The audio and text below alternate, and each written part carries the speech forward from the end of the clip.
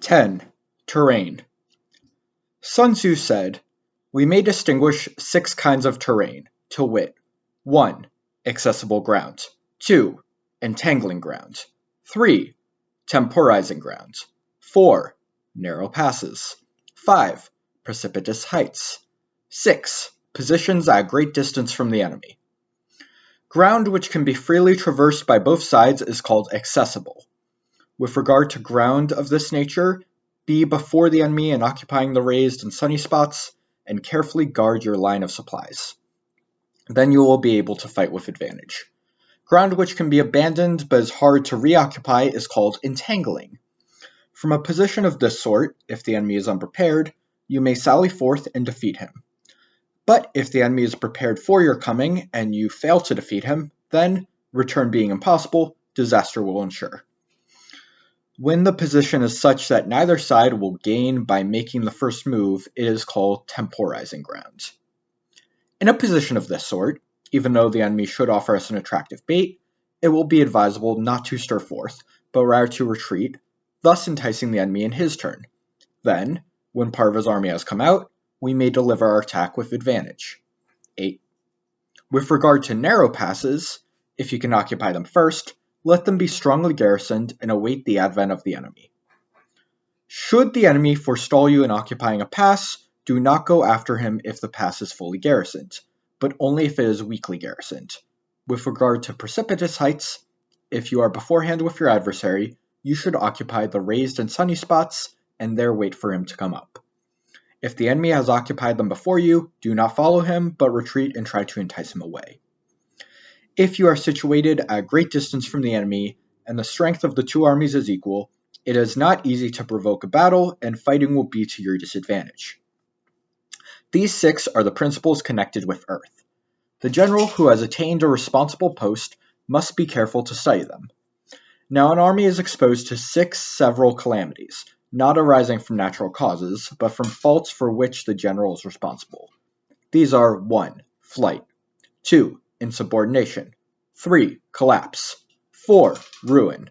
5. Disorganization. 6. Rout.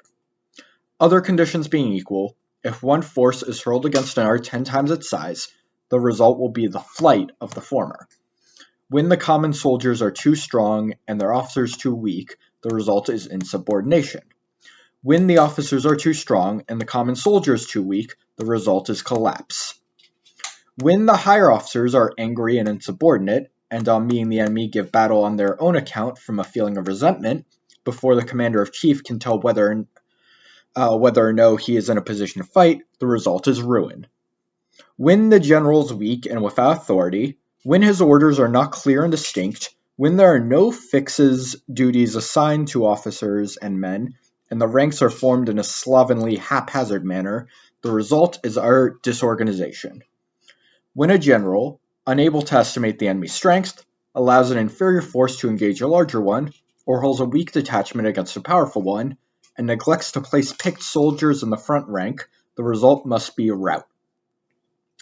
These are 6 ways of courting defeat, which must be carefully noted by the general who has attained a responsible post.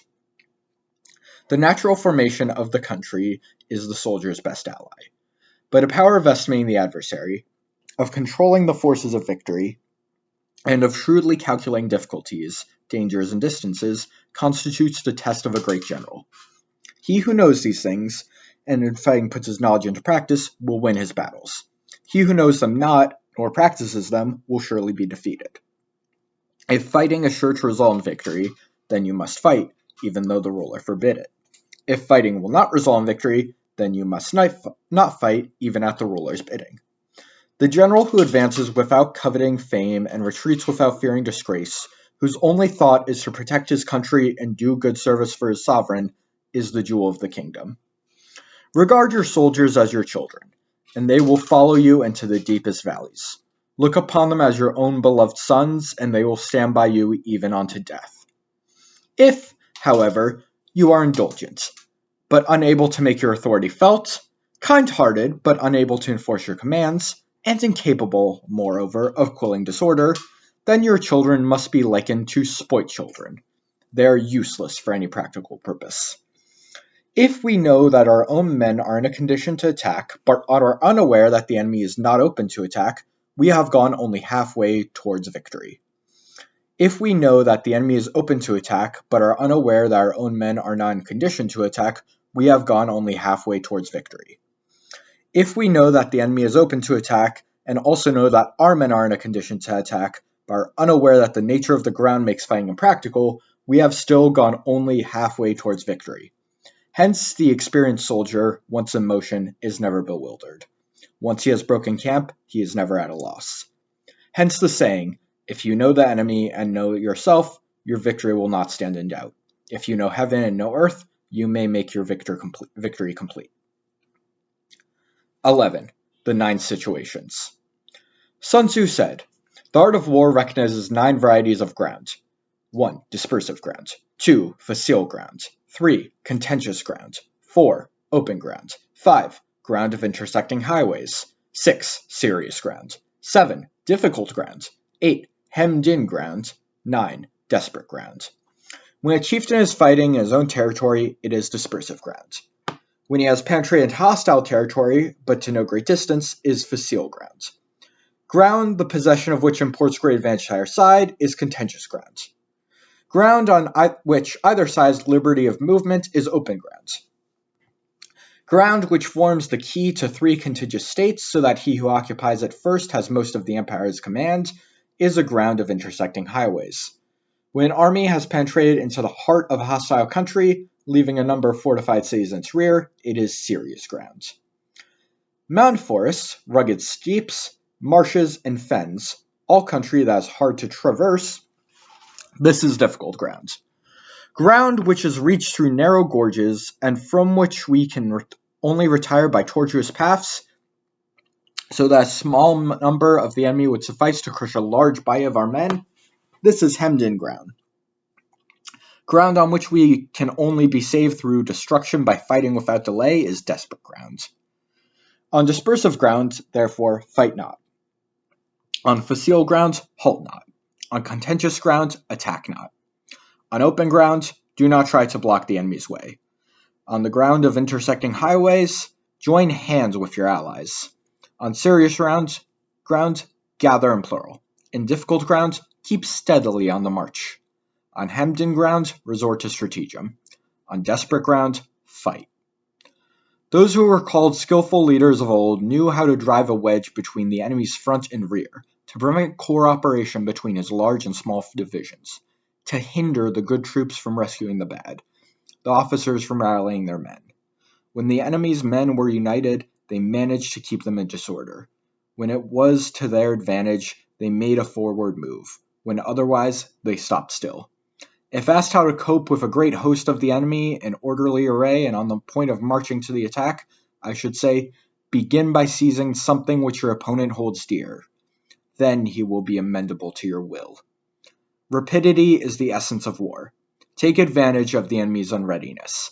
Make your way by unexpected routes, and attack unguarded spots. The following are principles to be observed by an invading force. The further you penetrate into a country, the greater will be the solidarity of your troops, and thus the defenders will not prevail against you. Make forays into fertile country in order to supply your troops with food, your army with food. Carefully study the well-being of your men, and do not overtax them. Concentrate your energy and hoard your strength. Keep your army continuously on the move, and devise unfathomable plans. Throw your soldiers into positions whence there is no escape, and they will prefer death to flight. If they will face death, there is nothing they may not achieve. Officers and men alike will put forth their uttermost strength. Soldiers, when desperate straits, lose the sense of fear. If there is no place of refuge, they will stand firm. If they are in hostile country, they will show a stubborn front. If there is no help for them, they will fight hard. Thus, without waiting to be marshaled, the soldiers will be constantly on the qui vive. Without waiting to be asked, they will do your will. Without restrictions, they will be faithful. Without giving orders, they can be trusted. Prohibit the taking of omens, and do away with superstitious doubts. Then, until death itself comes, no calamity need be feared. If our soldiers are not overburdened with money, it is not because they have a distaste for riches. If their lives are not unduly long, is not because they have declined to longevity. On the day they are ordered out to battle, your soldiers may weep, those sitting up bedewing their garments, and those lying down laying the tears run down their cheeks. But let them once be brought to bay, and they will display the courage of a Ku or a Kwai. The skillful tactician may be likened to the Shuaijan. Now the Shuaijan is a snake that is found in the Shanghai Mountains. Strike at its head, and you will be attacked by its tail. Strike at its tail, and you will be attacked by its head. Strike at its middle, and you will be attacked by head and tail both. Asking if an army can be made to imitate the Shuaijan, I should answer, yes. But the men of Wu and the men of Yue are enemies. Yet, if they are crossing a river in the same boat and are caught by a storm, they will come to each other's assistance just as the left hand helps the right. Hence it is not enough to put one's trust in the tethering of horses and the bearing of chariot wheels in the ground. The principle on which to manage an army is to set up one standard of courage with which all must reach. How to make the best of both strong and weak? That is a question involving the proper use of ground. Thus the skillful general conducts his army just as though he were leading a single man, willy-nilly, by the hands. It is the business of a general to be quiet and thus ensure secrecy, upright and just, and thus maintain order. He must be able to mystify his officers and men by false reports and appearances, and thus keep them in total ignorance. By altering his arrangements and changing his plans, he keeps the enemy without definite knowledge. By shifting his camp and taking circuitous routes, he prevents the enemy from anticipating his purpose. At the critical moment, the leader of an army acts like one who has climbed up a height and then kicks away the ladder behind him. He carries his men deep into hostile territory before he shows his hands.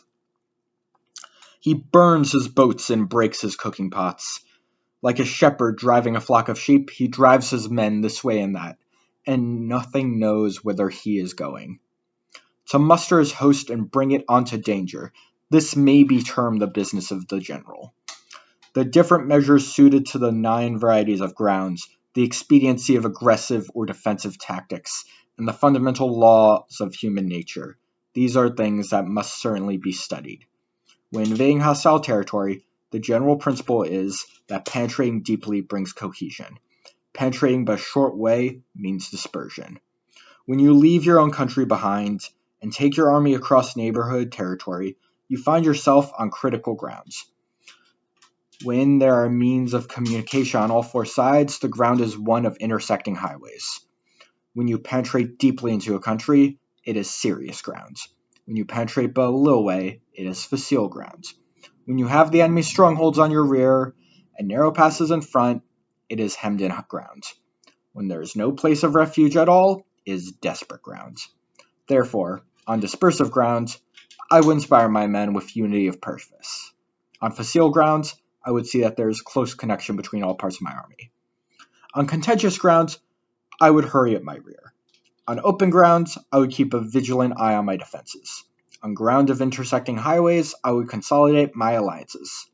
On serious ground, I would try to ensure a continuous stream of supplies. On difficult ground, I would keep pushing up along the road. On hemmed-in ground, I would block any way of retreat. On desperate ground, I would proclaim to my soldiers the hopelessness of saving their lives. For it is the soldier's disposition to offer an obstinate resistance when surrendered, to fight hard when he cannot help himself, and to obey promptly when he has fallen into danger. We cannot enter into alliance with neighboring princes until we have acquainted with their designs. We are not fit to lead an army on the march unless we are familiar with the face of the country, its mountains and forests, its pitfalls and precipices, its marshes and swamps. We shall be unable to turn natural advantages to account unless we make use of local guides. To be ignored of any one of the following 4 or 5 principles does not befit a warlike prince. When a warlike prince attacks a powerful state, his generalship shows itself in preventing the concentration of the enemy's forces. He overawes his opponents, and their allies are prevented from joining against him. Hence he does not strive to ally himself with all and sundry, nor does he foster the power of other states. He carries out his own secret designs, keeping his antagonists in awe. When he is able to capture cities and overthrow their kingdoms, bestow rewards without regards to rule, issue orders without regards to previous arrangements. and you will be able to handle a whole army as though you had to do with but a single man. Confront your soldiers with the dead itself. Never let them know your design. When the overlook is bright, bring it before their eyes, and tell them nothing when the situation is gloomy. Place your army in deadly peril, and it will survive. Plunge into desperate straits, and it will come out off in safety. For it is precisely when a force has fallen to harm's way that is capable of striking a blow for victory. Success in warfare is gained by carefully accommodating ourselves to the enemy's purpose. By persistently hanging on the enemy's flank, we shall succeed in the long run in killing the commander-in-chief. This is called ability to accomplish a thing by sheer cunning. On the day that you take up your commands, block the frontier passes, destroy the official tallies, and stop the passage of all emissaries. Be stern in the council chamber so that you may control the situation. If the enemy leaves a door open, you must rush in. Forestall your opponent by seizing what he holds dear, and subtly contrive to time his arrival on the ground. Walk in the path defined by rule, and accommodate yourself to the enemy until you can fight a decisive battle. At first, then, exhibit the coyness of a maiden, until the enemy gives you an opening. Afterwards, emulate the rapidity of a running hare, and it will be too late for the enemy to oppose you.